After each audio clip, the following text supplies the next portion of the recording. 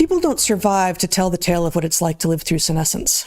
We can only look on from the outside, which most of us, most of the time, decline to do, though on July 24th, millions put themselves through the agony of watching a man flicker in and out of focus. The performance was one of immense sustained effort. It was impossible not to be aware of his corporeal form, the way his body had come a little loose from his mind.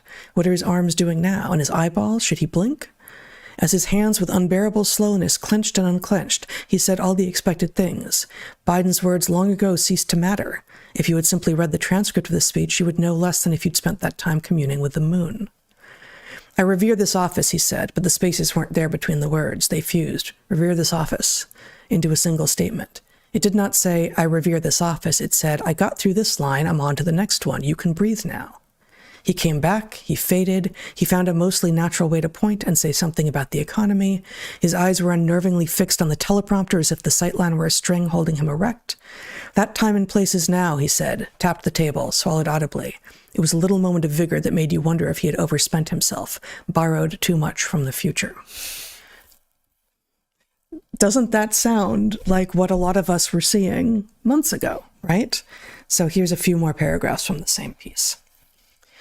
Sometimes when I am afraid, I read about a problem and find the fear dissipates with context. This is not what happens if one learns more about a future Trump administration, and yet the fear had been for so long abstract, it was hard to find purchase. Warnings about a darkness to come were delayed, misconstrued, literally garbled. In late June, on stage with a felon and sexual assailant who would be king, Biden spoke a kind of poetry, severed from logic, sentences that led to unexpected places. We finally beat Medicare. This was the moment an inchoate anxiety found its shape. It was channeled into yearning for a specific change. Swap him out.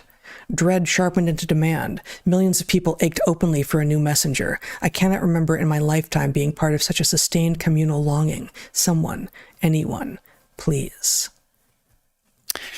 Two more. Yeah. Like a lot of people, I find myself affectionate toward a woman I had little use for 20 minutes ago. The normal amount of excitement about Kamala Harris is the amount that was shown her in 2020 during a bloodless, procedurally banal primary. Harris is a former prosecutor with cop energy, a little remote, and not, in Washington, particularly loved. Oh, but the waiting, the winter of peril, the long season of despair, to be greeted after all this time with a woman who could simply say, this fucking guy. It was the waiting that produced the coconut, Venn diagram, one-handed egg-cracking reels, the 160,000-strong Zoom, the brat discourse, the $100 million, the ear-splitting cheers in Milwaukee. What is this history that is being written for us? Yeah. This is extraordinary. It's not even really, this is the first time I've encountered this. Yeah. Let's put it this way.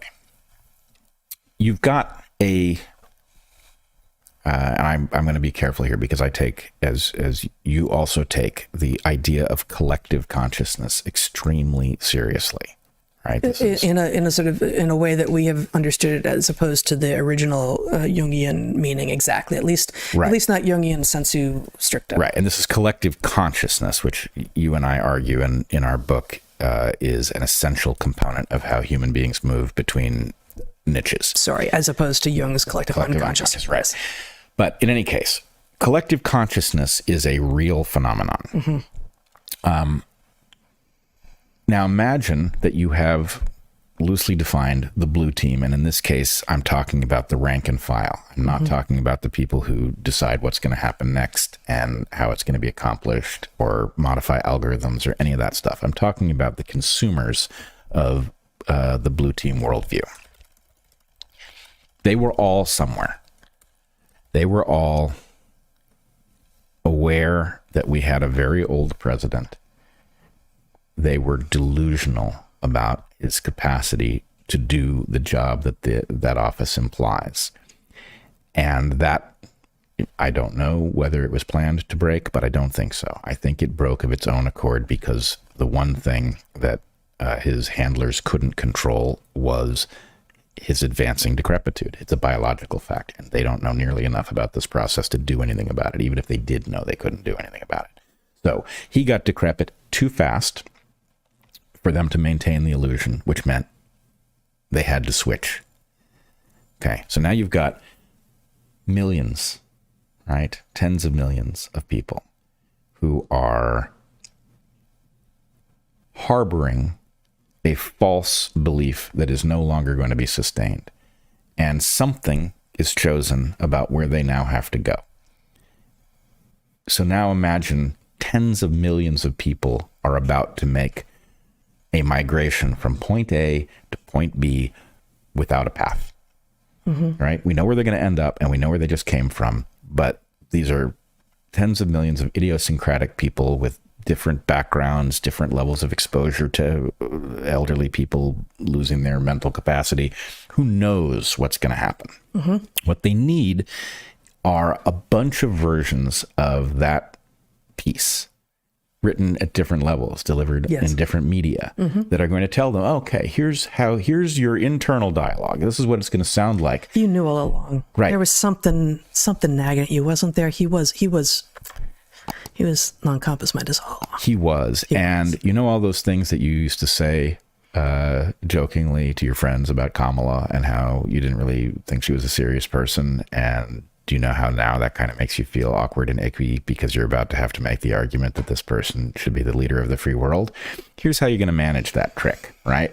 And it's going to be delivered in a way, frankly, I don't like or trust the author of that piece one bit.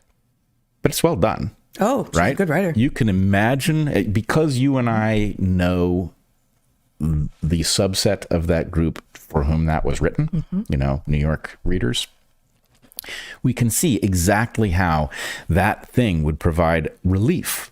Because the point is, the discomfort I feel about all the things I may once have thought or said about Kamala, right? How am I going to reconcile that? Because I'm about to be sitting with the people I said those things to, and they said stuff too. And how are we going to look at each other and say, how this person is the saving grace that we've been waiting for? Well, we're all going to read this piece. And in fact, maybe I'll even forward it to them, right? Right. And I mean, and very similar pieces were written by the thousands to allow people to welcome back into the fold and into the Christmas celebrations their unvaccinated relatives who they assured were never going to be welcome again, right, during COVID. It's exactly the same invitation to forget what you believed, forget the harms that you did unto others, and pretend that it's all going to be okay because you're the one being gracious. You're the one extending the branch and saying, oh, well, but we all know that Kamala's just awesome. I didn't fall out of a coconut tree yesterday. Right. So it's like a, I don't even know what the right analogy is, but it's like a little narrative interlude about how we got from A to B that is going to be distributed to multiple different levels at multiple sophistications. And then we're going to forget all about it. And in fact, already have. That's one of the amazing things about this moment is, to me, this caught me off guard. Here's one I didn't get. I thought that Kamala was so unpopular that she couldn't be made popular, that it couldn't be plausible that she was popular. Even if you were in a position to cheat and create, the numbers that made her popular, everybody was going to look at each other and say, really? Yeah, I still am not convinced she's going to end up being the nominee. Yeah, I'm not convinced either. But this machine is remarkable. This is an extraordinarily remarkable machine that they have running.